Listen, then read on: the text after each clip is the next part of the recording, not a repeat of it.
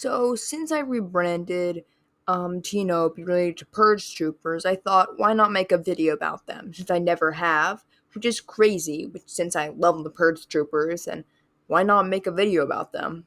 So, yeah. I don't know why, but yeah, here goes. So Purge troopers are a mostly clone special forces unit that serves the Empire and more specifically the Inquisitorius, though they also have non-clone recruits. They were considered expendable by their superiors, even though they respect forces. Every Purge trooper could command stormtroopers, and a Purge trooper commander could command multiple squads. They were formed early into the days of the Empire and have been seen in both the Jedi games, books, comics, the Kenobi show, and many other things.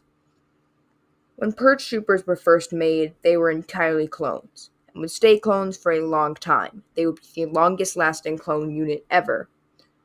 Over time, the Empire would add in non-clones from their stormtrooper program. Purge troopers trained in many martial arts and could use almost any weapon. They were resistant to most Jedi mind tricks from anyone weaker than a Jedi Master, and a single Purge trooper could normally at least hold their own against a Jedi for a short period of time, though they would normally lose. But with numbers and a bit of luck, they could eliminate a weaker Jedi. The Purge troopers had their own Phase 1 and Phase 2 armors that were slightly different to give them different weapons and tech. I'll first explain Phase 1, then get to Phase 2, which is the inferior version. Phase 1 is the most famous one and the first one. They wear Phase 2 clone trooper airborne armor that's painted black with some white. The Purge troopers have red or black or gray or no pauldrons on normally, with matching camas, well, black camas with an outline of the same color. And they also sometimes wear a bandolier with some grenades. They all have the Imperial logo on their shoulders, but the colors vary between ranks. Red logos mean commander, and white ones mean standard trooper. They have been seen using magnetic gription boots to stop them from being force pulled or pushed, though they have to be standing to use them, and they can't move while they're using them, or else you can still be pushed. But they could also use their weapons to stop themselves. Talking about their weapons, let's talk about those. Phase 1 Purge troopers are experts with many weapons, but they prefer the DC-15A blaster rifle from the Clone Wars or some sort of purple electricity-based melee weapon. We see them using electro staffs, electro batons, electro hammers, electro gauntlets, and so many other things.